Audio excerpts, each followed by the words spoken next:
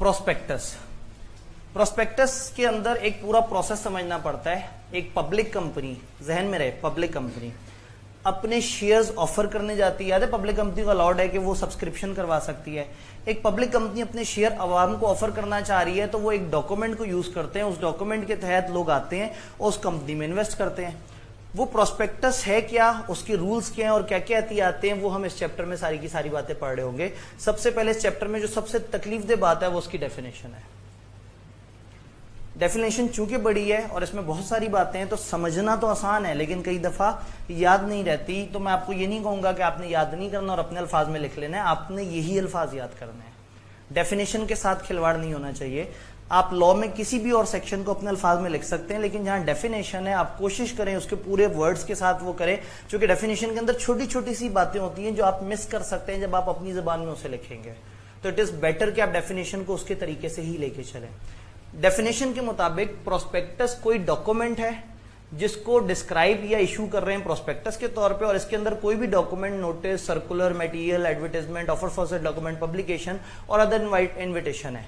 किसी भी किस्म का इश्तिहार, किसी भी किस्म का ब्रोशर, किसी भी किस्म का बैनर, किसी भी किस्म की बुकलेट, किसी भी किस्म का फेसबुक एड, किसी भी किस्म का कोई भी नोटिस, कुछ भी ऐसा इश्तिहार, कुछ भी ऐसी चीज जिसका मकसद प्रोस्पेक्टस है, जिसका इरादा आपका प्रोस्पेक्टस का है। तो जब भी आप अवाम को इस इरादे से बुलाएं कि आओ और मेरे सिक्योरिटीज खरीदो, तो इस इरादे से इशू किए जाने वाला हर डॉक्यूमेंट प्रोस्पेक्टस है। पहला हिस्सा आपने याद कर लेने हैं कि कौन कौन से अल्फाज इसके अंदर आ रहे हैं। इसका मकसद क्या है? ऑफरिंग टू द पब्लिक या एनी सेक्शन ऑफ पब्लिक और inviting offer from public for subscription और purchase of any securities of company, body, corporate और एंटिटी। मकसद क्या है? दुनिया को ऑफर कर रहे हैं कि आओ और मेरी सिक्योरिटीज खरीदो, मेरे शेयर्स या मेरे ये वाली चीज सिक्योरिटीज। सिक्योरिटी तहफ्फुज वाली सिक्योरिटी नहीं है, सिक्योरिटीज जैसे SECP है, सिक्योरिटीज एंड एक्सचेंज कमीशन। तो ये जो आपके शेयर्स और इस तरह के मुख्तलिफ जो इंस्ट्रूमेंट होते हैं ना, इनको हम सिक्योरिटीज कहते हैं। Shares, debentures, preference shares. तो अगर कोई डॉक्यूमेंट लोगों को इन्वाइट कर रहा है कि आओ और मेरी सिक्योरिटीज खरीदो, तो वो डॉक्यूमेंट, नोटिस, सर्कुलर वगैरह वगैरह प्रोस्पेक्टस है। तीसरी चीज एहतियात करनी है कि ये वो डॉक्यूमेंट नहीं है जो बैंक्स वगैरह इशू करते हैं, other than deposits invited by bank and certificate of investment वगैरह जो NBFCs इशू करती हैं। तो इसका मतलब है कि 3 हिस्से हो गए डेफिनेशन के। पहले आपने सारे अल्फाज याद रख लेने हैं कि नोटिस, सर्कुलर, फलाना फलाना फलाना। दूसरा, जिसका मकसद लोगों को ऑफर करना हो कि आओ मेरी सिक्योरिटीज में इन्वेस्ट करो। तीसरा, अदर देन वो वाले काम जो बैंक करते हैं डिपॉजिट्स के लिए या NBFCs करती हैं अपने सर्टिफिकेट्स के लिए। लॉजिकली 3 हिस्सों में डिवाइड कर लेना है लेकिन याद ऑब्वियसली आपने सारा करना है। तो मकसद ये है कि डॉक्यूमेंट प्रोस्पेक्टस कोई भी ऐसी चीज है जो लोगों को बुला रही है कि आओ मेरी शेयर्स या सिक्योरिटीज खरीदो, और वो बैंक वाला डॉक्यूमेंट नहीं है, अदर देन बैंक जो कंपनियां अपनी सिक्योरिटियां बेचने के लिए इस्तेमाल कर रही हैं, वो प्रोस्पेक्टस है। तो सबसे पहले तो हम बात करते हैं प्रोस्पेक्टस की। प्रोस्पेक्टस के साथ एक और डिस्कशन भी होती है जो यहां स्लाइड्स पे नजर नहीं आ रही, थोड़ा सा उसको शॉर्ट करने के लिए। शेल्फ प्रोस्पेक्टस और सप्लीमेंट प्रोस्पेक्टस। शेल्फ प्रोस्पेक्टस कहते हैं एक ऐसे प्रोस्पेक्टस को, अगेन ये चीज हैंडआउट्स में नहीं है, ये आप अपने पास नोट कर लें। शेल्फ प्रोस्पेक्टस का मतलब एक ऐसा प्रोस्पेक्टस जो एक से ज्यादा दफा पब्लिक को बुला रहा है। क्यों? हो सकता है आपको 2 दफा पब्लिक ऑफर करनी हो। आसान अल्फाज में आसान एग्जांपल दूं तो हो सकता है एक कंपनी को एक पहले 15 करोड़ की जमीन खरीदनी हो और उसके बाद साल बाद उस पर 10 करोड़ की फैक्ट्री लगानी हो। कंपनी को चाहिए 25 करोड़ लेकिन 2 शिफ्टों में चाहिए। बजाय इसके कि 25 करोड़ आज लेके रख लें और इस्तेमाल करें, साल बाद आपको हिसाब देना होता है तमाम चीजों का आगे जाके। तो ऐसे में आप क्या करेंगे? पहली दफा प्रोस्पेक्टस इशू करेंगे, उसका नाम होगा शेल्फ प्रोस्पेक्टस। आप कहेंगे लोगों से आज हमें 15 करोड़ रेस करने हैं, और उसी में बता देंगे कि साल बाद हम दोबारा से प्रोस्पेक्टस इशू करेंगे ताकि बकाया आप लोगों से मांगा जा सके। तो जो पहली दफा डॉक्यूमेंट आया है जो बता रहा है कि एक से ज्यादा दफा हम पैसे मांगेंगे, उस पहले डॉक्यूमेंट का नाम है शेल्फ प्रोस्पेक्टस। और बाद में जब फ्यूचर में उसकी दूसरी किस्त या तीसरी किस्त वॉट जो भी आएगी, वो वाला डॉक्यूमेंट कहलाएगा सप्लीमेंट। याद रहेगा, शेल्फ है वो जो पहली दफा आया जिसके तहत आप एक से ज्यादा दफा लोगों से पैसे मांग सकते हैं, और सप्लीमेंट जो बाद में आएगा और पीछे वाले को कंप्लीट कर रहा होगा। जस्ट स्लैंग एग्जांपल आपको समझाइए सिर्फ समझाने के लिए। अगेन फॉर द इंफॉर्मेशन, अगर आप प्रैक्टिकल नॉलेज रखना चाहते हैं तो पब्लिक ऑफरिंग रेगुलेशन 2017 के मुताबिक बुक बिल्डिंग का एक सिस्टम होता है जिसमें आप पहली दफा प्रोस्पेक्टस ऑफर करते हैं बड़े इन्वेस्टर्स के लिए और बाद में सप्लीमेंट ऑफर करते हैं आम पब्लिक के लिए, जस्ट फॉर इंफॉर्मेशन। और अगर नहीं अच्छी लगी बात तो आप इसको इग्नोर कर सकते हैं। ये उन लोगों के लिए जो थोड़ा सा ऊपर की बात जानना चाहते हैं। आपने ध्यान में रखना है कि सप्लीमेंट प्रोस्पेक्टस बाद में आने वाला प्रोस्पेक्टस है और शेल्फ प्रोस्पेक्टस जो एक ओरिजिनल प्रोस्पेक्टस है जो एक से ज्यादा दफा ऑफर कर रहा है। डन। तो प्रोस्पेक्टस हमें समझ आ गया और प्रोस्पेक्टस की 2-3 किस्में भी समझ आ गई। प्रोस्पेक्टस में होगा क्या? इंतहाई मजे की बात है कि किताब में एक पूरा पोर्शन दिया हुआ है जिसका नाम है कंटेंट्स ऑफ प्रोस्पेक्टस और पूरे को पढ़ के पता ही नहीं लगता कि इसमें क्या लिखा हुआ होगा, क्योंकि उसमें उन्होंने कहा इसमें सारी काम की बातें होनी चाहिए। हर वो बात होनी चाहिए जो एससीसीपी हमें बता दे, हर वो चीज होनी चाहिए जो सेकंड स्केड्यूल में लिखी हुई है। कंपनी एक्ट के एंड पे स्केड्यूल्स दिए होते हैं, सेकंड स्केड्यूल में फॉर्मेट दिया हुआ है और उसमें उन्होंने कंटेंट्स बताए हुए कि आपने प्रोस्पेक्टस में ये चीज ऐड करनी है और ये रिपोर्ट। अल्हम्दुलिल्लाह वो सारी चीजें हमारे सिलेबस में बिल्कुल भी नहीं है। हमारे सिलेबस में कुछ इस तरह के बेतकल्लुफ जुमले हैं कि एससीसीपी जो कहेगा वो हमें प्रोस्पेक्टस में डालना होगा। ठीक है जी, हम उस जुमले का एहतराम करेंगे। किताब ने एक छोटा सा नोट दिया है कि ये अक्सर अथॉरिटीज जो है वो रिक्वायर करती हैं कि कंपनी अपने प्रोस्पेक्टस में अपने रिस्क फैक्टर्स वगैरह बताएं। ये बताएं कि आपके कंपनी के अंदर क्या क्या खतरे हैं। मतलब अगर मैं टेक्सटाइल का प्रोस्पेक्टस इशू कर रहा हूं तो लोगों को बताऊं कि टेक्सटाइल के बिजनेस में नॉर्मली क्या खतरे होते हैं। कोई कंपनी खुशी से नहीं बताएगी, इन्वेस्टर को डराता कौन है। लेकिन लॉ ने कहा है कि नहीं, आप इन्वेस्टर को क्लियरली बताएं कि आपकी कंपनी, आपके सेगमेंट, आपकी इंडस्ट्री के खतरे क्या हैं। तो ऐसे में ना चाहते हुए ये चीज बता देते हैं। प्रोस्पेक्टस के अंदर वो कंटेंट्स होते हैं जो बता दिए गए हैं। बता कहाँ दिए गए हैं? सेकंड स्केड्यूल है और इसके ऊपर कुछ रूल्स एंड रेगुलेशंस हैं जो कि सारी चीजें हमारे सिलेबस से बाहर हैं। तो अगर कभी आपने कुछ याद करना है तो वो ये पैरा याद करना है कि अथॉरिटीज कभी कभी रिस्क फैक्टर्स की बात करती हैं। तो आप लोगों को कहते हैं कि ये पहले पढ़ लो फिर इन्वेस्टमेंट करना। डन। किस टाइम पे है प्रोस्पेक्टस? कोई टाइम डिफाइंड नहीं है, हर कंपनी की अपनी मर्जी है। एक कंपनी चाहे तो आते साथ ही प्रोस्पेक्टस इशू कर दे, अभी इनकॉर्पोरेट हुई और जनाब अगले दिन प्रोस्पेक्टस आया हुआ हो। और ऐसा भी हो सकता है कि कंपनी 25 साल तक चलती रहे और प्रोस्पेक्टस इशू ना करे। एक चीज ध्यान में रखने वाली है, प्रोस्पेक्टस तब इशू होगा जब कंपनी को बल्क में पैसा चाहिए होगा। कब इशू होगा? जब उनको किसी बड़े प्रोजेक्ट पे पैसा चाहिए होगा। एक बात है, अगर 6 लोगों ने मिलकर कंपनी बनाई है और उनके पास मिला के 25 लाख रुपए हैं और उनकी कंपनी बहुत अच्छी चल रही है और उससे अच्छे प्रॉफिट्स आ रहे हैं, तो आपको क्या लगता है कि वो चाहेंगे कि उनके मजीद शरीक आए बीच में? कोई भी नहीं चाहेगा। तो शायद वो 15-20 साल तक अच्छे चलते रहे, फिर एक जगह पे हो सकता है कंपनी ग्रो करते करते 2 करोड़ पे पहुंच गई और लोगों को अच्छे प्रॉफिट्स हो रहे हैं। फिर उन्हें नजर आया कि अगर हम एक नया प्लांट लगा लेना 5 करोड़ से तो उससे हमारे प्रॉफिट कंपनी के 10 गुना बढ़ जाएंगे। तो ऐसे में फिर वो मजबूरन या तो वो लोन लेंगे, लेकिन लोन लेना बड़ा रिस्की है। अगर आप वापस ना कर सके, अगर नुकसान हो गया, शेयर्स थोड़े से कम रिस्की होते हैं, तो फिर वो क्या करेंगे? वो उस प्रोजेक्ट को के लिए प्रोस्पेक्टस इशू करेंगे। प्रोस्पेक्टस में बताएंगे उस प्रोजेक्ट के बारे में, लोग इन्वेस्ट करेंगे तो इनको बुरा नहीं लगेगा शरीकों को ऐड करते हुए, क्योंकि इनको इनकी परसेंटेज कम तो हो जाएगी, लेकिन इन कम परसेंटेज जब बड़े प्रॉफिट से मल्टीप्लाई होगी तो वो एक अच्छी पोजीशन में होंगे और कंपनी छोटी कंपनी से बड़ी कंपनियों की डेफिनेशन में आ जाएगी। तो प्रोस्पेक्टस मजबूरी में इशू किया जाता है जब आपको आवाम से इन्वेस्टमेंट चाहिए होती है और आप बैंक की तरफ नहीं जाना चाह रहे होते। तो कई कंपनियां ऐसी हैं जिन्होंने सारी जिंदगी हो गई प्रोस्पेक्टस इशू ही नहीं किया, और कई कंपनियां ऐसी हैं जिन्होंने आते साथ ही प्रोस्पेक्टस इशू कर दिया। अब अगर एक नोन ग्रुप हो ना, फर्ज करें ग्रुप है बड़ा नोन है, एंग्रो ग्रुप है जी, सितारा ग्रुप है, इनकी नई कंपनी आएगी आते ही प्रोस्पेक्टस इशू कर देगी। आवाम को पता होगा यार अच्छा ग्रुप है, इसमें इन्वेस्ट कर देते हैं। और अक्सर जो अननोन कंपनियां होती हैं वो अपने फंड से चलती रहती हैं, कभी बहुत फ्यूचर में जाके प्रोस्पेक्टस इशू करती हैं, ना भी करें तो वो चलती रहती हैं। इवन बड़े बड़े नाम, हबीब बैंक ने कुछ अरसे पहले पहली दफा प्रोस्पेक्टस इशू किया। कब से चला आ रहा है, बचपन से आप देखते आ रहे हैं कि एक बच्चा कहता है हमारा बैंक, मेरा भी तो है, हबीब बैंक है ना वो। कौन सा इश्तेहार? हबीब बैंक, सबका बैंक। वो हबीब बैंक है या कोई और बैंक है? चले, शायद मतलब मैं थोड़ा ज़रा ज़्यादा पुराना हूं तो मुझे वो ऐड याद है, आप लोग शायद नए लोग हैं या शायद आप लोग जो है वो पाकिस्तानी एड्स नहीं देखते जी। ले जी, तो प्रोस्पेक्टस कब इशू होगा पता नहीं। कितना मजे का जवाब है। आप सही के पूछे कब प्रोस्पेक्टस इशू होगा, कहेंगे जी मुझे तो नहीं पता, कंपनी से पूछे। शुरू में भी कर सकती है, दरमियान में भी कर सकती है, आगे जाके भी कर सकती है, कभी भी कर सकती है। तो इसका जब कोई टाइम लाइन ही नहीं है तो हम क्यों जिम्मेदारी लें उसकी? तो कोई टाइम लाइन नहीं है, depends upon need of the company, वो कभी भी प्रोस्पेक्टस इशू कर सकती है। डन। अब सवाल ये कि प्रोस्पेक्टस अप्रूव कैसे होगा, किससे करवाएंगे। इट इज एससीसीपी जिसके पास आप प्रोस्पेक्टस भेजते हैं अप्रूवल के लिए। आप एससीसीपी को अपना प्रोस्पेक्टस बना के भेजते हैं, उस प्रोस्पेक्टस को वो देखता है, उसके कंटेंट्स देखता है, आपने किस तरह से लोगों से पैसे मांगे, अपना प्रोजेक्ट कैसे बताया है, और वो सारे रूल्स एंड रेगुलेशन देखने के बाद एससीसीपी आपको अप्रूवल दे देता है। जब एससीसीपी अप्रूवल दे देता है तो अप्रूवल के बाद 21 दिन का थोड़ा सा कूलिंग ऑफ टाइम आपको गुजारना होता है। आप अप्रूवल के अगले 21 दिन में किसी भी टाइम पे उसको पब्लिश नहीं कर सकते, आपको अप्रूवल के बाद कम से कम 21 दिन का वेट करना पड़ता है। फिर एक और मसला भी है, ये जो प्रोस्पेक्टस है ये 60 दिन तक जिंदा रहता है, यानी जैसे ही एससीसीपी ने अप्रूव करके आपके हवाले किया, ये अप्रूवल 60 दिन तक वैलिड है। ऑल तो जरूरत पड़ने पे आप उसको एक्सटेंड कर सकते हैं, अगर आप एससीसीपी को कुछ इंपॉर्टेंट रीजंस दे दें तो एससीसीपी उसको एक्सटेंड कर सकती है, मगर वो तो स्पेशल केस हो गया ना, इग्नोर कर देते हैं। तो प्रोस्पेक्टस अप्रूव हो जाएगा तो 21 दिन तक तो आप पब्लिश नहीं कर सकते उसे, और 60 दिन के बाद वैसी फौत हो जाएगा बेचारा। तो इसका मतलब क्या हुआ, दो टाइमलाइन, एक है अप्रूवल ऑफ प्रोस्पेक्टस और एक है publication of prospectus. Publication is जिस दिन अखबार में आ गया, अप्रूवल इज जिस दिन एससीसीपी ने अप्रूव कर दिया। इन दो डेट्स में मिनिमम डिफरेंस 21 डेज होना चाहिए, याद रहेगा।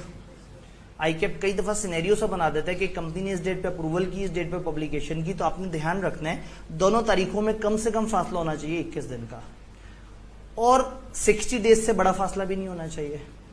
तो शायद मैं आसान अल्फाज में कह सकता हूं कि एक कंपनी अप्रूवल के 21 से 60 डेज के बिटवीन प्रोस्पेक्टस पब्लिश कर सकती है।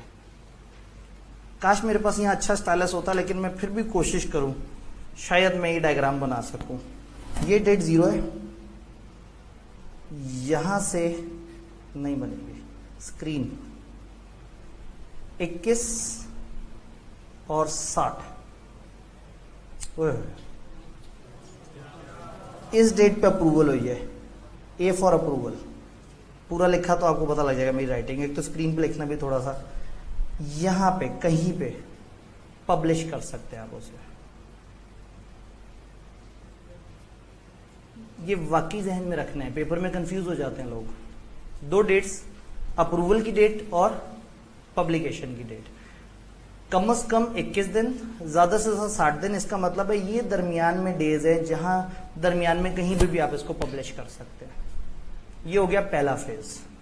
आगे जाएंगे तो इसमें मजीद कुछ बात भी देखेंगे। तो यहां तक हमने समझा कि प्रोस्पेक्टस एससीसीपी से अप्रूव होना चाहिए, ये अप्रूवल कम से कम 21 दिन बिफोर पब्लिकेशन होनी चाहिए, यानी कि पब्लिकेशन से कम 21 दिन का फासला होना चाहिए अप्रूवल में, और 60 दिन तक वैलिड है। बढ़ भी सकती है लेकिन फिलहाल हम 60 को ध्यान में रखते हैं।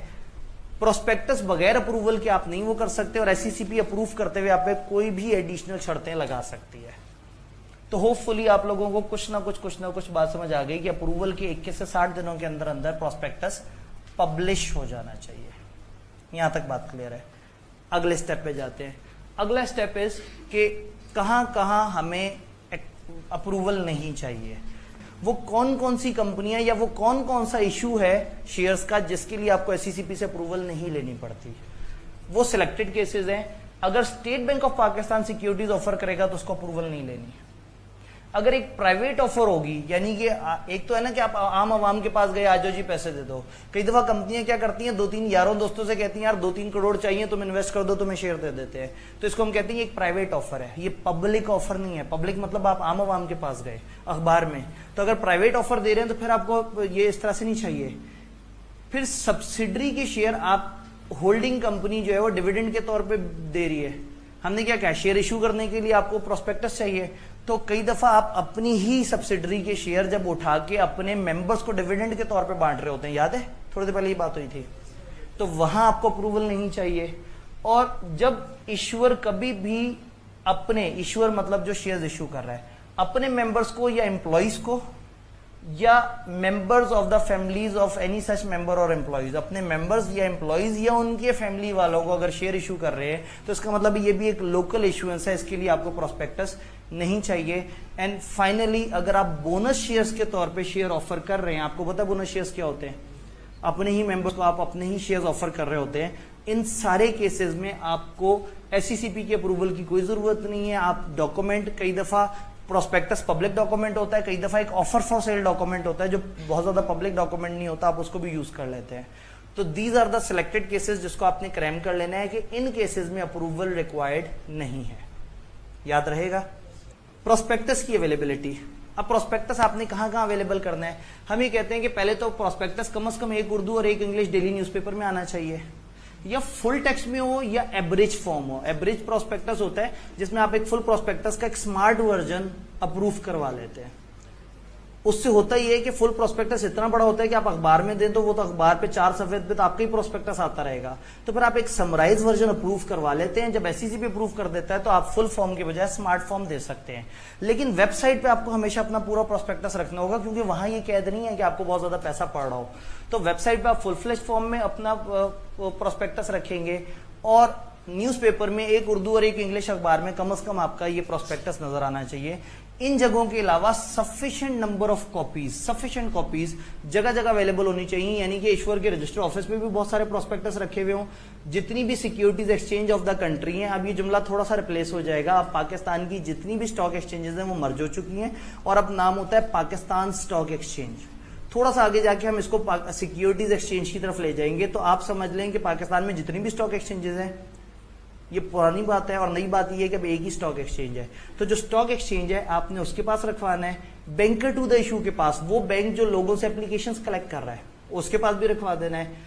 शेयर रजिस्ट्रार जो आपके शेयर्स को डील कर रहा है उसके पास, वो बैलेटर जो बैलेटिंग करेगा अगर ओवर सब्सक्रिप्शन हो गई, वो क्रेडिट रेटिंग एजेंसी जिसने आपको क्रेडिट रेट किया है, जिसने आपकी कंपनी को एक रेटिंग दी है कि ये कंपनी इस तरह की है, आप उसके पास भी रखवा देंगे। प्रोस्पेक्टस, अब यहां भी बुलेट गलत है, प्रोस्पेक्टस और सब्सक्रिप्शन फॉर्म आपकी वेबसाइट पे भी आ जाना चाहिए फुल फ्लेज, और वहां पे डिस्प्ले रहनी चाहिए जब तक कि सब्सक्रिप्शन चल रही है। तो इसका मतलब आप ये सारी जगह पे ये सारी चीजें ले आएंगे। अब इसमें इंपॉर्टेंट चीज ये है कि सब्सक्रिप्शन किसे कहते हैं। अप्रूवल समझ आ गया, पब्लिश करना समझ आ गया। जब आप पब्लिश करेंगे, लोग उसे पढ़ेंगे, तो उसमें लिखा होगा भाई साहब फलाना तारीख को आओ इस बैंक के पास, एप्लीकेशन दो, पैसे जमा कराओ, अगर तुम्हारा नाम निकल आया कुरानदाजी में तो तुम्हें शेयर मिल जाएंगे। यानी कि आप एक सब्सक्रिप्शन का प्रोसेस चलाते हैं। सब्सक्रिप्शन कहते हैं शेयर में अप्लाई करने का प्रोसेस। तो ऐसे में नॉर्मली क्या होता है, कुछ बैंकों से आपका राब्ता होता है, वो बैंकर टू द इश्यू होते हैं। तो हो सकता है कंपनी कहेगी जी इस संडे को या फलाना दिन आने वाले संडे को हबीब बैंक की सारी ब्रांचेस प्रोस्पेक्टस की एप्लीकेशन वसूल करेंगी। तो उन ब्रांचेस में प्रोस्पेक्टस भी पड़ा होना चाहिए, फॉर्म भी पड़ा होना चाहिए, लोग आके फॉर्म फिल करेंगे, अपने अपने पैसे बैंक को जमा कराएंगे, और उनकी तरफ से एप्लीकेशन कंपनी तक पहुंच जाएगी। अगर ज्यादा लोगों की एप्लीकेशन आ गई तो फिर बैलेटर से कुरानदाजी होगी, अगर कम की आई तो फिर एक अंडर राइटिंग का कॉन्सेप्ट होता है जिसमें एक अंडरराइटर आ जाता है और वो जितना गैप होता है वो परचेस कर लेता है और आप उसको उतने शेयर्स दे देते हैं। तो ऐसे में ये प्रोसेस है जिसमें लोग आएंगे बैंकों में पैसे जमा कराएंगे, इस प्रोसेस को कहते हैं पब्लिक सब्सक्रिप्शन।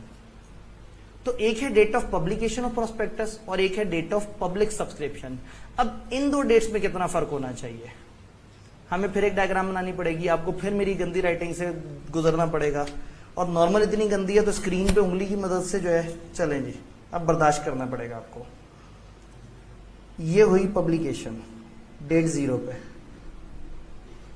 इसके कम से कम 7 डेज और ज्यादा से ज्यादा 30 डेज में कहीं ना कहीं सब्सक्रिप्शन हो सकती है।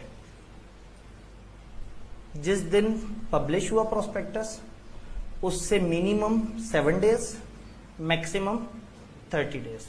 मतलब ऐसा नहीं है, देखिए पब्लिश का मतलब अखबार में आ गया, अखबार में आया और कहा कल आ जाओ, नहीं आए तो गए, ऐसा थोड़ी होगा। इतना कम डेडलाइन थोड़ी देंगे, कम से कम 7 दिन बाद की कोई तारीख बताएंगे। और ऐसा भी नहीं होगा कि अखबार में इश्तिहार आ गया कि 4 महीने बाद आके बैंक में एप्लीकेशन जमा करा दो, किसको याद रहना है। तो इसकी मिनिमम और मैक्सिमम डेडलाइन है 7 डेज, 30 डेज। इसका मतलब है 3 डेट्स है और 2 तरह की टाइमलाइन है, और आईकैप हमेशा इसमें खेलता है। अक्सर 2-3 अटेम्प्ट्स बाद वो एक ट्रिकी सा सवाल बनाता है और लोग कहते हैं जी अजीब सी डेटें थी, समझ ही नहीं आई। एक तो किताब में लिखा हुआ भी इस तरीके से है कि बंदा कंफ्यूज हो जाता है। आपने जहन में रखना है, स्टेप 1 सबसे पहली डेट है date of approval. Date of approval से कम 21 दिन के बाद और ज्यादा से ज्यादा 60 दिनों के दरमियान में कहीं ना कहीं आप करेंगे पब्लिश। जब पब्लिश कर देंगे तो मुझे नहीं पता वो 24वां दिन है या 58वां दिन है, वॉट एवर दैट डे, उस डे को मैं दोबारा से 0 काउंट करूंगा। पब्लिश हो गया, मैं इस डायग्राम पे आ जाऊंगा। अब पब्लिकेशन डेट हो गई है 0, चाहे वो 24वां दिन था, चाहे वो 58वां दिन है, अब उसको इग्नोर कर दें, पिछली कहानी से बाहर निकल आए। अब डेट ऑफ पब्लिकेशन है 0, यहां से कम 7 दिन बाद और ज्यादा से ज्यादा 30 दिनों के अंदर अंदर मुझे सब्सक्रिप्शन करवानी है।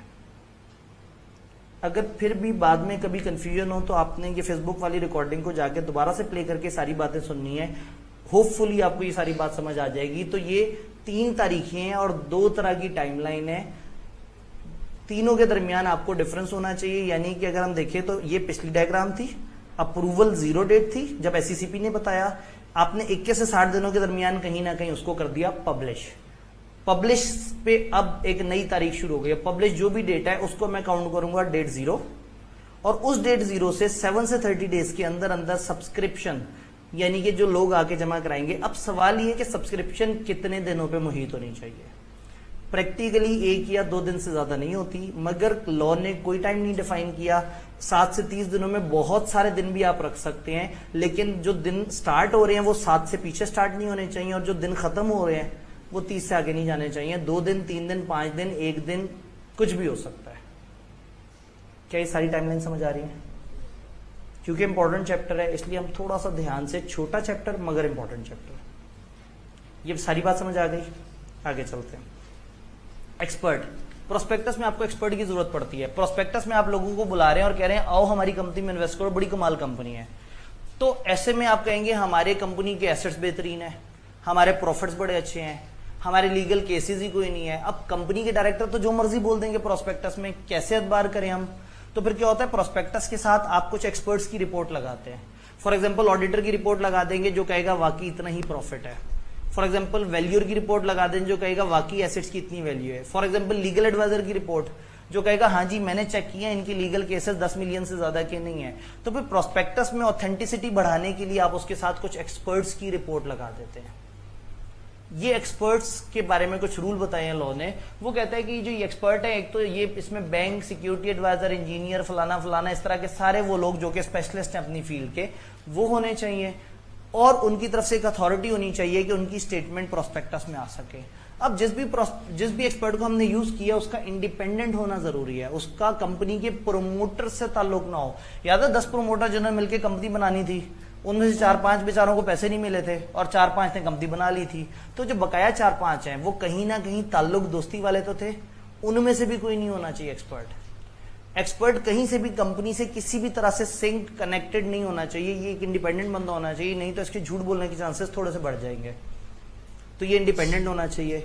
देन जिस भी प्रोस्पेक्टस में एक एक्सपर्ट की स्टेटमेंट आ रही है, एक्सपर्ट से पहले कॉन्सेंट लेनी होगी। एक एक्सपर्ट के पास गए, आपने कहा हमारी बिल्डिंग वैल्यू कर दो, उसने जनाब जनवरी 2019 में आपकी बिल्डिंग्स वैल्यू कर दी और कहा आज इन बिल्डिंग्स की वर्थ है 25 करोड़। आप बड़े खुश हो गए।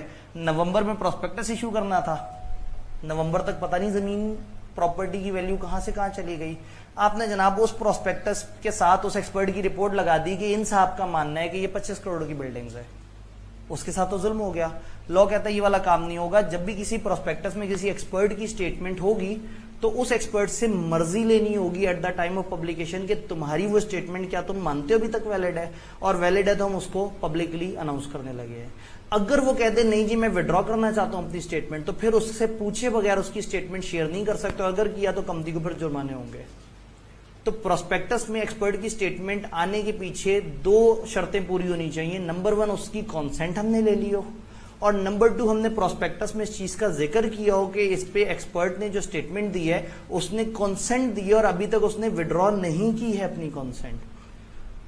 लैंग्वेज थोड़ी मुश्किल है लेकिन बात कुछ इस तरह की है कि आप उसकी कॉन्सेंट भी लेंगे और प्रोस्पेक्टस में बताएंगे भी कि हमने उसकी कॉन्सेंट ले ली है और वो अभी भी मुतमईन है उसने अपनी कॉन्सेंट विड्रॉ नहीं की। डन। देन इसमें हमें कॉन्सेप्ट पे जाते हैं लायबिलिटी के।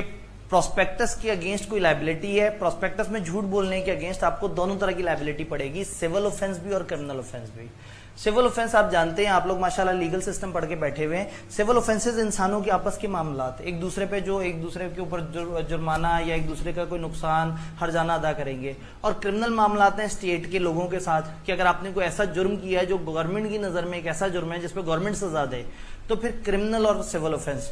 प्रोस्पेक्टस में झूठ बोलना क्रिमिनल ऑफेंस भी है और सिविल ऑफेंस भी है। यानी कि जिस इंसान का आपके उस झूठ की वजह से नुकसान हुआ है, उसने आपका झूठ देखा, कंपनी में इन्वेस्ट कर दिया, उसका करोड़ों रुपया डूब गया, उसको आके साबित करना होगा कि उसका कितना अमाउंट डूबी और किस बंदे की झूठ की वजह से। फिर जो झूठा शख्स है वो उस शख्स से पर्सनल कैपेसिटी में कंपनसेशन का दावा कर सकता है, और वो शख्स जिसने झूठ इंफॉर्मेशन दी थी, हर वो शख्स जिसने वो झूठ बोला था, वो लायबल होगा उस बंदे को कंपनसेट करने के लिए जिसके साथ धोखा हुआ है। ये तो हो गया सिविल। गवर्नमेंट किसी के साथ नुकसान हो या ना हो, उन तमाम झूठों को जिन्होंने प्रोस्पेक्टस में झूठ बोला है उनको सजा देगी और उनके ऊपर जुर्माना कर सकती है। गवर्नमेंट कितना जुर्माना करेगी, क्या सजा देगी, अल्हम्दुलिल्लाह ये हमारे सिलेबस में नहीं है, मगर ये बात हमारे सिलेबस में है कि गवर्नमेंट सजा दे सकती है। तो प्रोस्पेक्टस में झूठ बोलना क्रिमिनल ऑफेंस भी और सिविल ऑफेंस भी। सिविल में इंसान पकड़ेंगे, क्रिमिनल में गवर्नमेंट पकड़ेगी, और गवर्नमेंट जो है वो आपसे वो सारे जुर्माने ले रही होगी। तो सिविल और क्रिमिनल ऑफेंस आप लोगों को अच्छी तरह से क्लियर है, ये बड़ी अच्छी बात है।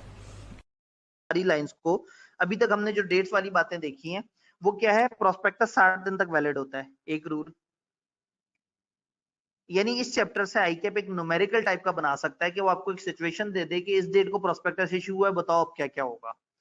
प्रोस्पेक्टस की लाइफ है 60 दिन। प्रोस्पेक्टस को पब्लिश होने से कम से कम 21 दिन पहले आपने अप्रूवल के लिए भेज देना होता है, और जब आपको अप्रूवल मिल जाए तो उसके 60 दिनों में आप कहीं पे भी उसको पब्लिश कर सकते हैं। और जब आप पब्लिश करेंगे तो उसके बाद कमेंसमेंट के दरमियान 7 दिन और 30 दिन। मैं थोड़ा सा इसको बताता हूं, ये 3 बातें हैं।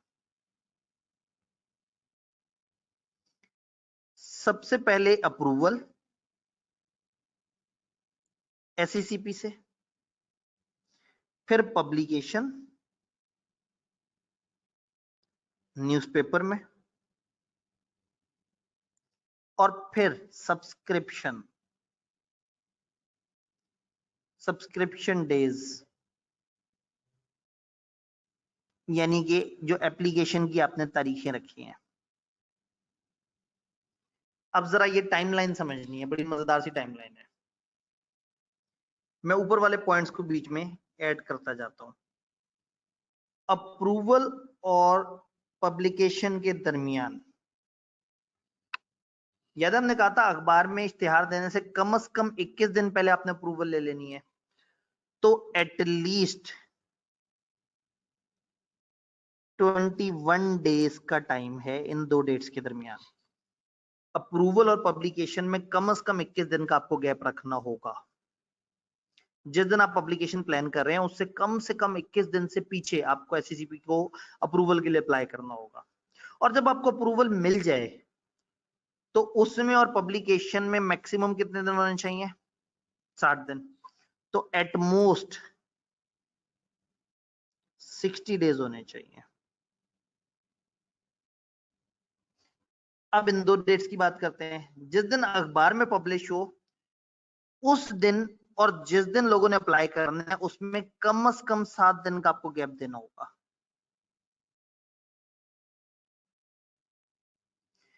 ऐसा नहीं होगा कि अखबार में आज इश्तिहार आया कि हमारी बड़ी तूफानी कंपनी है, आज हमारी कंपनी में इन्वेस्ट करो, और लिखा हुआ हो कि जो कल आएगा बस उसकी एप्लीकेशन एक्सेप्ट होगी, बाकियों की एक्सेप्ट नहीं होगी। ऐसा नहीं करना। आपने अखबार में जब इश्तिहार देना है तो कम से कम 7 दिन बाद की तारीख देनी है कि इस दिन आके आप अप्लाई कर सकते हैं। तो कम से कम 7 दिन का गैप होना चाहिए। अच्छा, अब कम से कम 7 दिन का ये मतलब नहीं कि लामुतनाही तरीके से आप आगे चले जाएं। अगर आपने अखबार में इश्तिहार दिया और उसमें ये कह दिया कि अभी हम प्रोस्पेक्टस इशू कर रहे हैं, जिसने अप्लाई करना है 4.5 महीने बाद अप्लाई कर देना, तो किसको याद रहेगा 4.5 महीने बाद। तो प्रोस्पेक्टस में इतना इमरजेंसी भी नहीं मचानी कि आप अगले 7 दिन का टाइम दे दें, और इतना सुकून भी नहीं करना कि उसको 2-3 महीने आगे फेंक दें। कम से कम गैप 7 दिन का होना चाहिए और ज्यादा से ज्यादा गैप 30 दिन का होना चाहिए।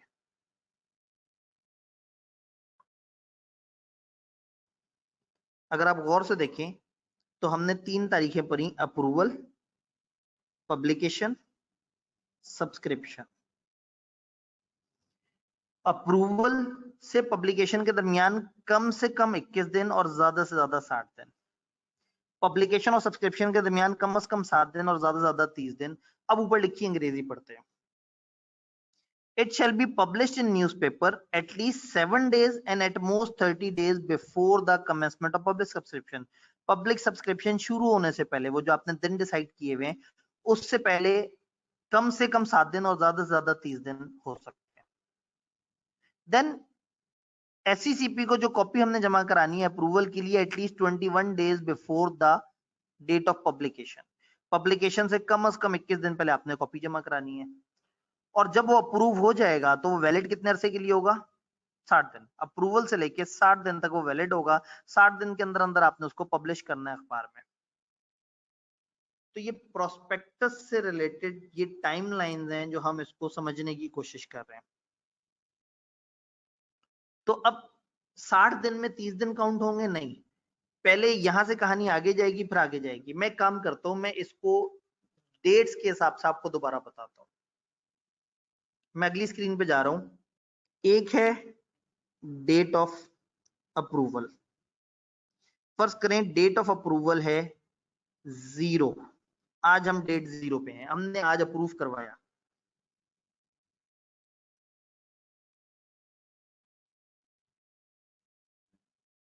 कम से कम 21 दिन और ज्यादा से ज्यादा 60 दिन। शुरू वाले में, शुरू के 21 दिन में हम इसको पब्लिश नहीं कर सकते। हमें डेट ऑफ अप्रूवल से कम 21 दिन बाद जाना होगा, और बहुत आगे भी नहीं जा सकते हम, 60 दिन से ज्यादा आगे भी नहीं जा सकते। इस वक्त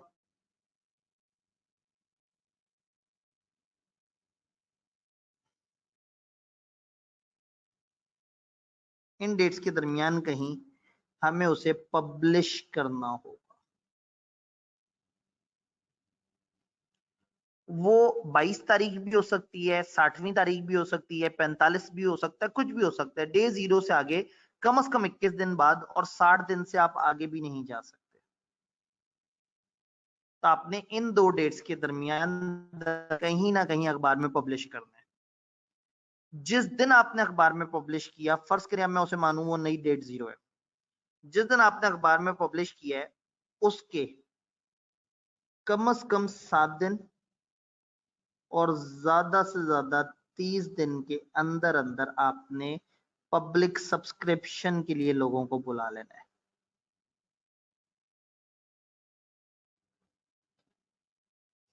7 दिन से कम नहीं होना चाहिए ये गैप, 30 दिन से ऊपर नहीं होना चाहिए ये गैप। तो ये 3 अलग अलग तारीखें हैं जो कि हमारे जहन में होनी चाहिए। Date of approval, date of publication अखबार में, और डेट ऑफ सब्सक्रिप्शन जब लोग आके अप्लाई कर रहे हैं। डेट ऑफ अप्रूवल और पब्लिकेशन का 21 दिन का कम से कम फासला और 60 दिन का ज्यादा से ज्यादा। तो जिस डेट पे मैं यहाँ खड़ा हूँ मैं 21 से 60 दिन के दरमियान का कोई टाइम रखूंगा, और जब पब्लिश हो जाएगा तो पब्लिश होके तो मैं उसमें जो लोगों को एप्लीकेशन देने का टाइम दूंगा वो कम से कम 7 दिन और ज्यादा से ज्यादा 30 दिन। प्रोस्पेक्टस में जो सबसे टेक्निकल चीज है वो यही डेज की कैलकुलेशन है। ऐसे में तारीखों के साथ एग्जांपल देता हूं, तारीख पे तारीख। फर्ज करें आपका अप्रूवल हो गया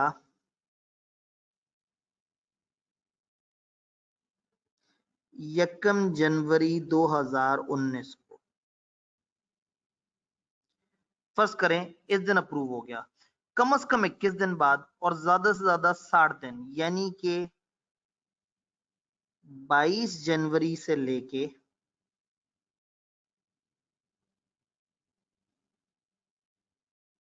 2 मार्च तक, इस दौरान आप कोई भी दिन डिसाइड कर सकते हैं कि इस दिन हम अखबार में इश्तिहार देंगे। फर्ज करें आपने अखबार में इश्तिहार दे दिया, इन तारीखों के दरमियान आप देंगे 22 जनवरी से 2 मार्च। आपने अखबार में इश्तिहार दे दिया फर्ज करें 1 फरवरी को। अब 1 फरवरी से एक नई टाइमलाइन शुरू होगी, इस दिन आपने पब्लिश कर दिया, इस दिन आपने अप्रूवल करवाई थी। 1 फरवरी से अब आगे 7 से 30 दिनों के अंदर अंदर आप पब्लिक को बुला रहे होंगे सब्सक्रिप्शन के लिए। 1 फरवरी से 7 दिन बाद 8 फरवरी बन जाएगी, और 30 दिन का मतलब यहां पे होगा अगेन 1 मार्च।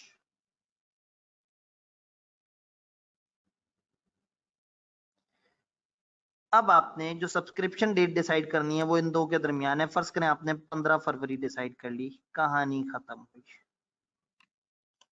तो this is the timeline. 3 date है। डेट ऑफ अप्रूवल जब एससीसीपी से हम अप्रूवल ले रहे हैं, डेट ऑफ पब्लिकेशन जब अखबार में इश्तिहार आ रहा है, और डेट ऑफ सब्सक्रिप्शन जब लोग आके अप्लाई कर सकते हैं, उनको जो तारीख बतानी है। तो डेट ऑफ अप्रूवल से कम 21 से 60 दिनों के दरमियान पब्लिकेशन की डेट आएगी। पब्लिकेशन के 7 से 30 दिनों के दरमियान पब्लिक सब्सक्रिप्शन आएगी। और इसको मैंने ब्लू से अलग से डेट्स के साथ आपको बता दिया, येलो और व्हाइट से आपको एक प्रोसेस बता दिया। और यही प्रोसेस यूं अगर मुश्किल लग रहा है तो दूसरी तरफ मैंने आपको इस तरह से भी दिखा दिया है कि अप्रूवल की डेट, पब्लिकेशन की डेट और सब्सक्रिप्शन डेट, पहली 2 डेट्स के दरमियान फासला कम से कम 21 दिन और ज्यादा से 60 दिन होना चाहिए। उससे अगली डेट आ जाएगी। अब जब ये डेट आ गई, कंफर्म हो गई, उसके बाद आपने इस डेट और अगली डेट में कम से कम 7 दिन का और ज्यादा से ज्यादा 30 दिन का फासला रखना है। ठीक है जी। हमने पढ़ा था डेट ऑफ इनकॉर्पोरेशन, जिस दिन कंपनी मारज़े वजूद में आई थी। इन अदर वर्ड्स, जिस दिन कंपनी रजिस्टर हुई थी, इसको हम कहते हैं डेट ऑफ इनकॉर्पोरेशन। फिर एक कॉन्सेप्ट आता है date of commencement of business. भाई ये जो प्राइवेट कंपनियां होती है ना, ये तो जिस दिन रजिस्टर हुई होती हैं उसी दिन ये अपना बिजनेस शुरू कर सकती हैं। लेकिन पब्लिक कंपनियों को रजिस्टर होते साथ ही काम शुरू करने की इजाजत नहीं होती। पब्लिक कंपनी ने कुछ कंडीशंस फुलफिल करनी होती है। ये जो प्राइवेट कंपनी है, जिस दिन इनकॉर्पोरेट होती है उसी दिन इसकी कार्रवाई शुरू हो जाती है। आपको याद होगा इससे पहले चैप्टर 20 में मैंने आप लोगों से डिस्कशन की थी कि जब भी एक कंपनी इनकॉर्पोरेट होने लगती है तो उसकी कुछ स्टेप्स हैं, और उस स्टेप्स में मैं आखिरी स्टेप गायब कर दिया था कि उसने कमेंसमेंट ऑफ बिजनेस का सर्टिफिकेट लेना है। मैंने आपको कहा था ये वाली चीज हम थोड़ा सा आगे जाके पढ़ेंगे, अब वो वक्त आ गया। कमेंसमेंट ऑफ बिजनेस का मतलब है बिजनेस स्टार्ट करना।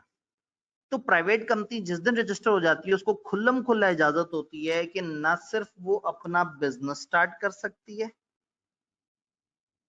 वो अपना बिजनेस भी स्टार्ट कर सकते हैं, प्लस अगर उन्होंने कोई बोरविंग करनी है, लोन वगैरह लेना है या इस तरह का कोई काम है तो वो दोनों काम कर सकते हैं। लेकिन पब्लिक कंपनी जब तक कंडीशंस पूरी नहीं करेगी तब तक उसको इजाजत नहीं मिलेगी। जब वो कंडीशंस पूरी करेगी तो उसको एक सर्टिफिकेट मिलेगा।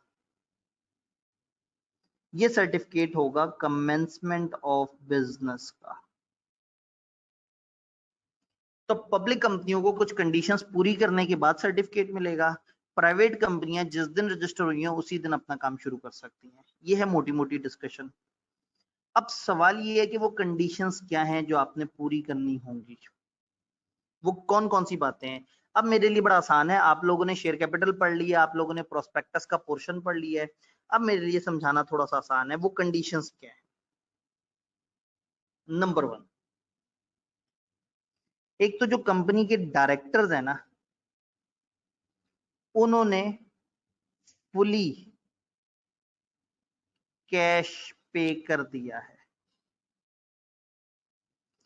जो कंपनी के डायरेक्टर्स हैं, जो कंपनी को स्टार्ट करने वाले हैं, डायरेक्टर्स, सब्सक्राइबर्स, आपको याद है हमने कहा था सब्सक्राइबर्स को 30 दिनों में अपने अपने पैसे देने होंगे, नहीं तो उनका नाम खारिज कर दिया जाएगा लिस्ट में से। तो जितने भी डायरेक्टर्स हैं कंपनी के, उन्होंने पूरा कैश पे कर दिया। होता पता है क्या, कई दफा पब्लिक कंपनी आती हैं, प्रोस्पेक्टस इश्यू करती हैं, लोगों से पैसे लेती हैं और उसके बाद लोगों को पता ही नहीं लगता क्या हो रहा है। तो उसका टोटका ये है कि लॉ ने कह दिया है कि पब्लिक कंपनियों को शुरू में पहले हमसे इजाजत लेनी होगी, हम इजाजत देंगे उन्हें। वो इजाजत कब देंगे? नंबर 1, जब डायरेक्टर ने फुली कैश पे कर दिया। नंबर 2, अब अगेन एक्चुअल तरतीब चेंज हो सकती है, हमने 5 कंडीशंस देखनी है। नंबर 2, अगर इस कंपनी ने प्रोस्पेक्टस बनाया था तो इसने वो रजिस्ट्रार को जमा करा दिया है। अगर इस कंपनी ने आते साथ ही प्रोस्पेक्टस इशू किया था तो वो इसने रजिस्ट्रार को जमा करा दिया है। और अगर आते साथ ही शेयर इशू ना किए हो, इफ शेयर्स ऑफर्ड,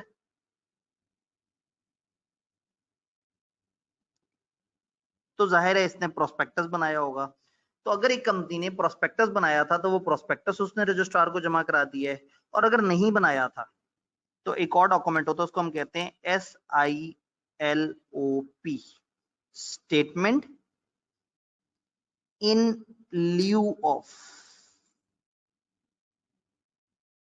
प्रोस्पेक्टस।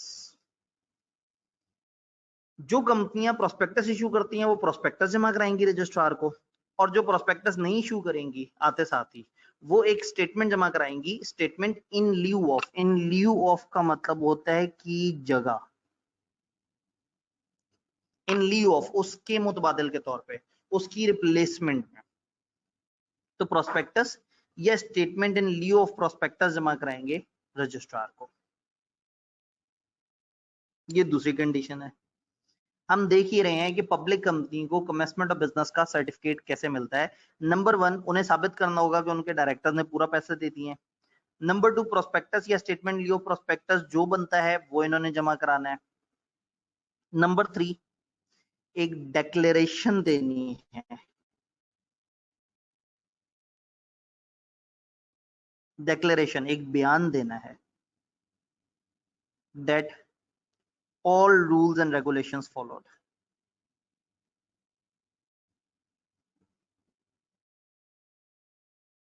सारे रूल्स एंड रेगुलेशंस फॉलो किए हैं, इस चीज की एक स्टेटमेंट देनी है।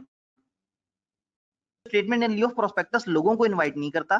प्रोस्पेक्टस से मिलते जुलते इसमें कंटेंट्स होते हैं, यानी कंपनी का इंट्रोडक्शन, कंपनी के शेयर कैपिटल के बारे में, कंपनी के डायरेक्टर्स के बारे में, और इस तरह की सारी बातें। तो एक डिक्लेरेशन देंगे आप कि आपने सारे रूल्स एंड रेगुलेशंस फॉलो कर लिए हैं, डायरेक्टर्स ने पूरा कैश पे कर दिया हो, प्रोस्पेक्टस या स्टेटमेंट इन लिeu ऑफ प्रोस्पेक्टस आप रजिस्ट्रार को जमा करा चुके हो, और एक डिक्लेरेशन दे चुके हो कि सारे रूल्स एंड रेगुलेशंस जो हैं वो प्रॉपर तरीके से कवर हो चुके हैं। एक स्टेटमेंट ऑफ कंप्लायंस कह सकते हैं इसको, एक बयान कि हमने सारे रूल्स फॉलो किए हैं। याद है मेमोरेंडम रजिस्टर कराते वक्त भी हम एक इस तरह की बात कर रहे थे कि हम एक डिक्लेरेशन देंगे। नंबर 4, एक minimum subscription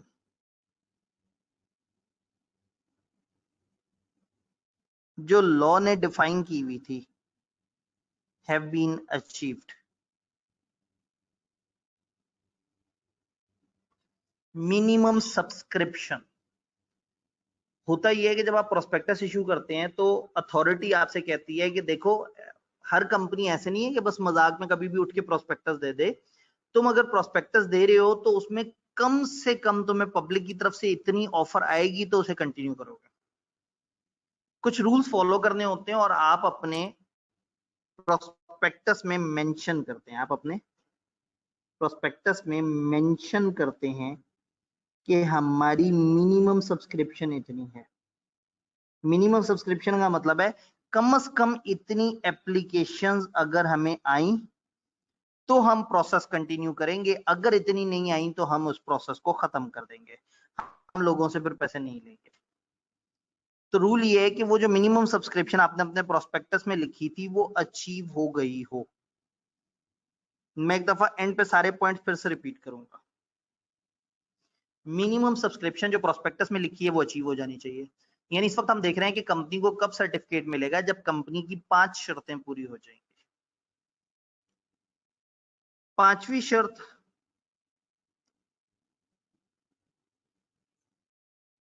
no amount from investors remain unpaid. यानी कि वो जो अनसक्सेसफुल एप्लीकेंट्स हैं उनको आपने कैश रिटर्न कर दिया हो। भाई देखें, कंपनी ने कहा हमें 2 करोड़ चाहिए लोगों से, लोगों ने 2.5 करोड़ तक की ऑफर दे दी। पूरे पाकिस्तान से जब लोग आए तो इतने सारे एप्लीकेंट्स आ गए। याद है प्रोस्पेक्टस में हमने कहा था बैलेटिंग कराएंगे, अब कुरानदाजी की, कुछ के नाम निकले कुछ के नहीं निकले। आपको याद है मैंने कहा था एप्लीकेशन के साथ पैसे जमा कराने होते हैं। अब कंपनी के पास 2.5 करोड़ रुपया आया हुआ है जबकि 2 करोड़ से चाहिए।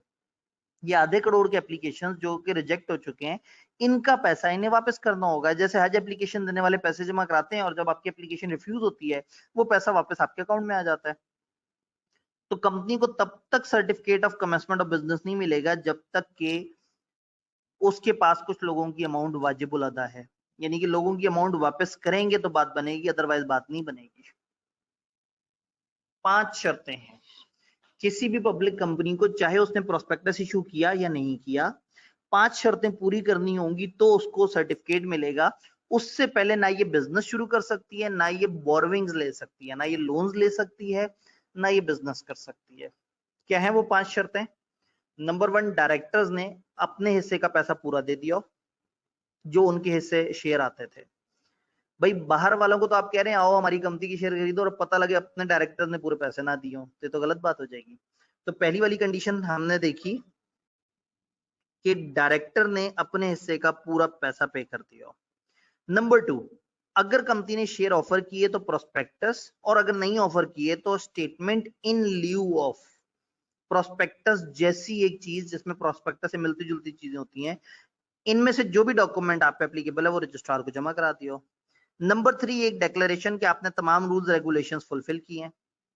नंबर 4, मिनिमम सब्सक्रिप्शन जो आपने अपने प्रोस्पेक्टस में लिखी थी कि कम से कम इतने आएगी तो हम आगे चलेंगे, वो आपकी अचीव हुई हो, आपको मिल गई हो। और नंबर 5, कोई भी अमाउंट इन्वेस्टर की आपके पास अनपेड ना बची हुई हो, यानी आपने तमाम अनसक्सेसफुल एप्लीकेंट्स को उनका पैसा वापस कर दिया हो। ये तो हो गई सादा लैंग्वेज में कंडीशन। अब देखते हैं किताब ने किन अल्फाज में ये पॉइंट्स बताए हैं। थोड़ी सी ट्रिकी लैंग्वेज है लेकिन आपको थीम समझ आना चाहिए। नहीं जी, ये जो प्राइवेट कंपनी है वो, और जो गारंटी लिमिटेड कंपनी जिसमें शेयर कैपिटल नहीं है, वो कभी भी उनका बिजनेस शुरू कर सकते हैं और कोई भी पावर एक्सरसाइज कर सकते हैं, उनको सर्टिफिकेट ऑफ कमेंसमेंट की जरूरत नहीं है। जैसा भी मैंने आपसे बात की थी प्राइवेट कंपनी, तो यहाँ एक और एक कंपनी नजर आ गई गारंटी लिमिटेड कंपनी जिसमें शेयर कैपिटल नहीं है। बाकी कंपनियां यानी कि पब्लिक और वो तब तक नहीं कर सकती जब तक कंडीशन फुलफिल ना हो जाए। अब आप कह रहे होंगे कि ये 6 है, मैंने तो आपको 5 बताई हैं, लेकिन इसमें ये बड़ा मजे का पॉइंट है, registrar has issued a certificate of commencement business. उन्होंने सर्टिफिकेट इशू करने को भी एक शर्त रख दिया कि कंपनी तब तक बिजनेस कमेंस नहीं करेगी जब तक उसको सर्टिफिकेट ना मिल गया हो। अब वो 5 पॉइंट हमारे कौन से थे? Share have been allotted in cash not less than minimum subscription, यानी मिनिमम सब्सक्रिप्शन पूरी हो गई हो। Every director of company has paid to company in cash full amount on each of the share taken or contracted to be taken. Director ने जिन shares का वादा किया था वो उसने पूरे जमा करा दिए। No money is or may become liable to be repaid to applicant for any share which have been offered for subscription. कोई भी शेयर जो ऑफर किए गए थे उसकी मद में आपके जिम्मे कोई अमाउंट वाजिबुल अदा नहीं है। Filed with registrar a duly verified declaration by chief executive or one of the director and secretary in prescribed form की कंडीशन आपने पूरी की है और कंपनी ने प्रोस्पेक्टस या statement in lieu of prospectus जमा करा दिया। जब ये शर्तें पूरी होंगी, certificate of commencement of business मिलेगा, देन आप कोई काम कर सकते हैं। कोई भी कॉन्ट्रैक्ट जो इस डेट से पीछे पीछे हुआ है कंपनी का, वो प्रोविजनल है, टेम्परेरी है, वो फाइनल नहीं है, वो लीगल नहीं है जब तक के वो डेट ना आ जाए। कौन सी डेट? जिस दिन आपको कमेंसमेंट ऑफ बिजनेस का सर्टिफिकेट मिल जाए। तो इस दिन से पहले ना आप बोरविंग कर सकते हैं, इस दिन से पहले अगर आप कोई कॉन्ट्रैक्ट भी करेंगे तो वो कॉन्ट्रैक्ट तब तक फाइनल नहीं होगा जब तक वो डेट नहीं आए।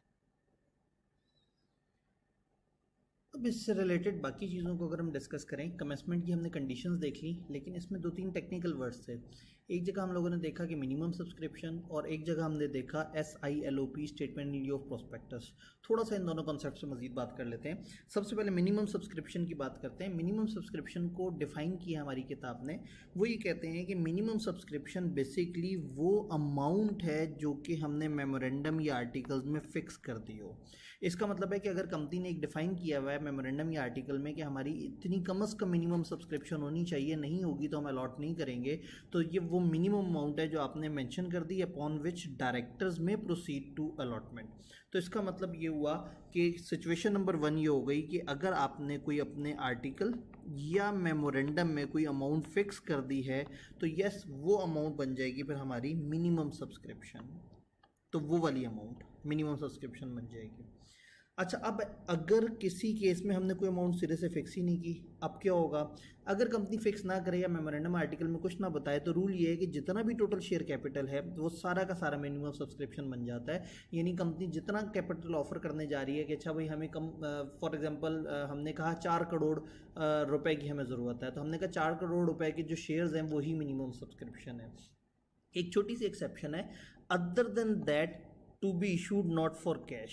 यानी कि अब आपने कहा है कि 4 करोड़ हमारा कैपिटल है, लेकिन इसमें से तकरीबन हम लोग 20 लाख ऐसा है, 20 लाख का कैपिटल ऐसा है जो हम कैश के अलावा किसी और चीज़ पे इशू कर रहे होंगे।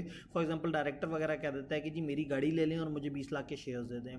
तो इस टाइम पे हम बात कर रहे हैं सेकेंड, अगर कुछ नहीं फिक्स, नो अमाउंट फिक्स, तो फिर रूल हमारा ये हो गया कि अगर कोई भी अमाउंट फिक्स नहीं हुई हुई तो फिर total share capital, total share capital मैं मैक्सिमम इसमें ये लिख सकता हूं कि एक्सक्लूडिंग नॉन कैश, वो कैपिटल जो हमें कैश में पे नहीं होगा किसी और तरीके से पे होगा, उसको छोड़ के बाकी सबको हम कह देंगे मिनिमम सब्सक्रिप्शन। तो ये एक टेक्निकल मुश्किल सा वर्ड हम लोगों ने देखा था, तो उसको हमने थोड़ा सा एक्सप्लेन किया। तो मिनिमम सब्सक्रिप्शन कंपनी फिक्स कर देती है, फिक्स कर दे तो वो फिक्स हुई ली जाएगी, नहीं फिक्स करेगी तो टोटल शेयर कैपिटल ही काउंट होगा। अब दूसरी चीज़ की तरफ आते हैं, यानी कि हम लोग जब बात करते हैं कि स्टेटमेंट इन लिeu ऑफ प्रोस्पेक्टस कुछ कंपनियां इशू करती हैं, और हमने प्रोस्पेक्टस की बात भी की। अब सवाल ये है कि स्टेटमेंट इन लिeu ऑफ प्रोस्पेक्टस कब कब इशू होगा। तो किताब ने एक डायग्राम में एक छोटे से टेबल में सारी चीज़ों को क्लियर किया। उन्होंने कहा अगर कंपनी लिस्टेड हो तो वो हमेशा प्रोस्पेक्टस इशू करेगी। अगर कंपनी लिस्टेड है या नहीं है लेकिन वो जनरल पब्लिक को आम आवाम को इनवाइट कर रही है तो वो प्रोस्पेक्टस इशू करेंगे। अब अगर आप आम आवाम को इनवाइट नहीं कर रहे, चंद खास लोगों को आप खुद ही से शेयर्स अलॉट कर रहे हैं, चंद बड़े शेयर होल्डर्स को या कुछ और इस तरह से, और आप नए शेयर्स इशू कर रहे हैं लेकिन इशू कर रहे हैं चंद करीब के लोगों को, और आप इसमें आम लोगों को अखबारी इश्तिहार के थ्रू नहीं बुला रहे, तो फिर आप साइलॉप बनाएंगे। तो इसका मतलब ये हुआ कि जो पब्लिक ऑफर कर रहा है वो, यानी कि जो आम पब्लिक ऑफर कर रहा है वो हमेशा, और लिस्टेड हमेशा प्रोस्पेक्टस देंगे। जो पब्लिक को ऑफर नहीं कर रहा, जो पब्लिक ऑफर नहीं कर रहा वो साइलॉप इशू करेगा। अच्छा, कभी कभी क्या होता है कि आप जो है वो लिस्टिंग के लिए अप्लाई कर रहे होते हैं, आप लिस्टेड कंपनी नहीं होते लेकिन आप पब्लिक ऑफर करने लगते हैं और साथ साथ आप लिस्टिंग के लिए भी अप्लाई कर देते हैं। अब अगर आपने प्रोस्पेक्टस इशू किया और ये सोचा कि हम लिस्ट होने जा रहे हैं लेकिन आपको स्टॉक एक्सचेंज की तरफ से लिस्टिंग नहीं मिल सकी, तो फिर ऑब्वियसली आपने तमाम लोगों का पैसा वापस कर देना है जिन्होंने इस अजम्पशन पे आपकी कंपनी में इन्वेस्ट किया था कि ये लोग लिस्ट होने जा रहे हैं। कई दफ़ा क्या होती है, कंपनी प्रोस्पेक्टस इशू करते हुए ये बता देती है कि हम लोग जो है वो लिस्टिंग के लिए हमने अप्लाई कर दिया है, तो आप लोगों को शेयर्स लिस्टेड कंपनी के मिलेंगे। तो अगर कंपनी लिस्ट ना हो तो फिर आपको एक तो लोगों के पैसे वापस करने होंगे, और दूसरा आपने स्टेटमेंट इन लिeu ऑफ प्रोस्पेक्टस की जगह स्टेटमेंट रजिस्ट्रार को जमा कराना होगा कि हम लोग पब्लिक ऑफर की तरफ गए थे लेकिन हम उसे कंप्लीट नहीं कर सके। तो सिंपल सी बात है, लिस्टेड में हमेशा प्रोस्पेक्टस, वो कंपनी जो लिस्टेड नहीं है लेकिन जनरल पब्लिक ऑफर करी है वो भी प्रोस्पेक्टस। अगर वो लिस्टेड नहीं है, जनरल पब्लिक ऑफर की और बाद में लिस्ट नहीं हो सकी तो वो साइलॉप जमा कराएगी, और जो जनरल पब्लिक से हट के किसी को ऑफर कर रही है वो भी साइलॉप जमा कराएगी। तो ये एक छोटा सा टेबल है जिसको आपने याद कर लेना है इसके साथ जोड़ के।